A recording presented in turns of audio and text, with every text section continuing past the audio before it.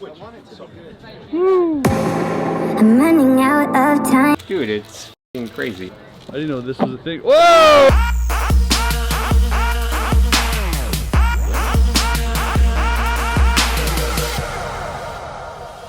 Hello! Welcome back to the channel, guys. Before I get into today's video, I want to say first and foremost, there will be a contest on this video. I have extra tuck cases. Let me grab them here. So I have these extra tuck cases from First Playing Cards. Here they are, by the way.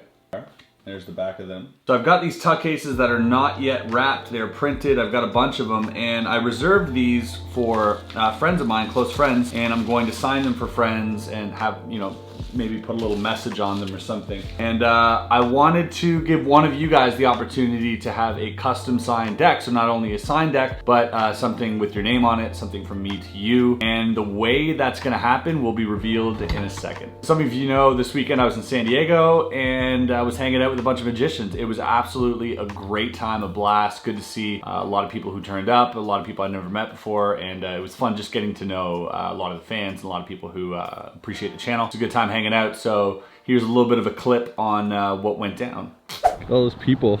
Jeez, eh? Oh, hey, what's up? No! Yo, what's up?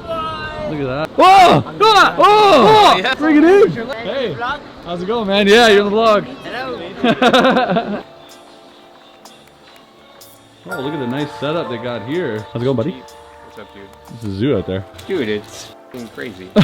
I'm gonna give them a little extra. Really? Are you making more? Aw. How many swag bags you got? 100. What is this, Jeremy? This is a Pearling of London chess set. 3 elephants died for this. Yeah, ivory, huh? Yeah, that's right, basically. Dude, that's amazing. Thank you. You're welcome. Go follow Jeremy. Go give him a follow. Big thumbs up. What's going on, guys? Woo! How's it going? Holy cow! Woo! What? 6? Yeah, okay. Hi, how's it going? They'll be open in 10 minutes. Hi. Hi. Hello. I'm just, you're on the vlog. Hi, how's it going? Hey, how's it going, man? Cheers.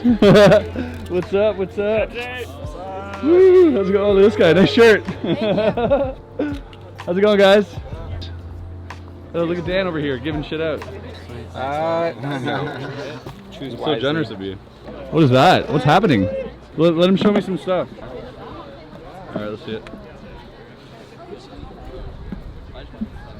Whoa. That is trippy. Whoa, whoa. Oh, he's turning them. Oh. What is happening? Magic. Whoa. I didn't know this was a thing. Whoa!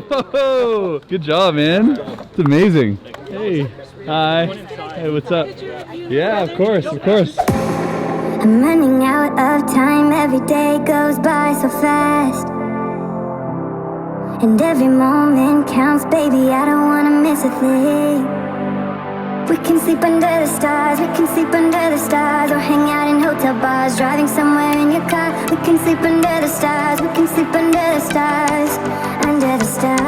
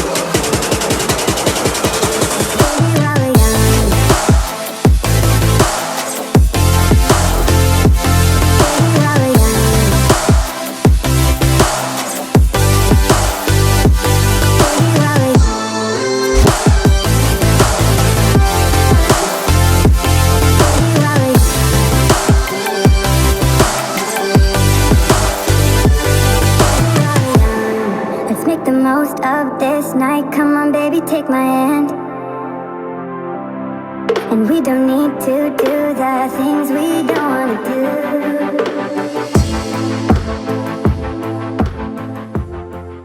But before I get into the contest and stuff, which relates to what I'm going to talk about, I just kind of want to throw some ideas out there for you guys and hopefully some inspiration. And at the same time, hopefully inspire myself. I think magic has an innate ability to bore the magician every now and then because so much magic is being created and performed every day now, especially. It's very easy to fall out of love with magic because it's not as secretive and it's not as attracting as it maybe once was. So many people are doing it, so it's kind of like, move on to the next thing. And I feel that way sometimes about magic, especially on video and social media. And so, to keep myself inspired, I have a notebook where I write stuff down. And for me, that's very important. I think, a lot of people are like, that's cliche, you write stuff down, good for you. But I think at the same time, what it does, it jogs your memory from times that you were inspired. And then reading that back sometimes fulfills me. Another way of getting out of this lull with magic, to literally remove myself from a magician's mind state. We're so caught up with magic, and I see Facebook posts, Twitter posts, Instagram posts, and they're pretty much directed towards magicians. Everything is within the magic community and industry. And it's so easy to get lost within all the technical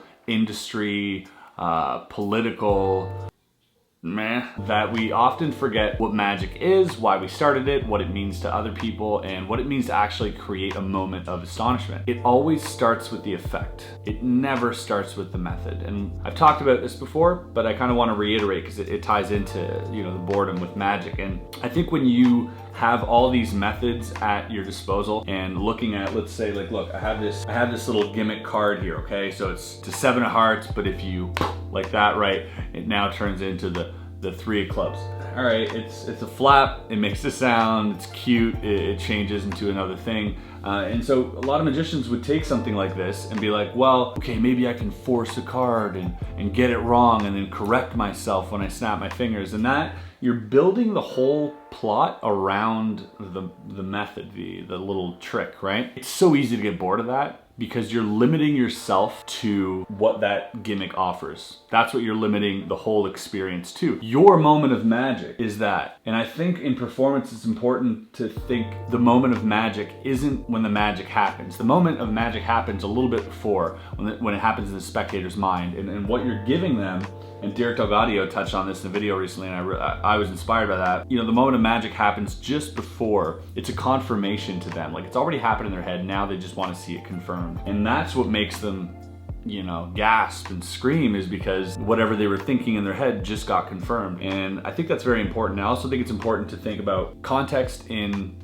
a quote-unquote real world situation. How do you work out a trick from the effect, right? And this is what, and I'm just sharing this just because this is what inspires me. This is how I get my rocks off when it comes to creating or performing magic. I step away from gimmicks, I step away from cards and coins and even books about magic. I try to step away from all of that and I try to look at something else within the art world. And you can find so many different pieces of inspiration out there, sources. One example is, let's take a roller coaster, for example, right? Roller coasters are built to go like this, and then they turn and they swerve and all that. And you gotta stop and think in that there's an engineer out there somewhere that made that experience, right? He didn't just randomly put in twirls and swirls and everything is thought of. They want to deliver a certain experience for the person riding this, right? So whether it's the harnesses being just a little bit loose to be just a little uncomfortable, having it rattle a little bit, the velocity, the slowdown, the takeoff, and the big middle, and then the soothing ending to complete it. So, if you take the blueprints of a roller coaster, map it out, and maybe I'll take this blueprint and I'll create something around it, right? I'll create a magic effect that follows all this. And I'm not even talking about methods anymore. I'm just talking about the flow of things. So that's something that inspires me. Garrett Thomas also talked to me about fireworks. You have the beginning, then you have the middle, which is all this noise, and then at the end, what do you have? You have this single boom, right?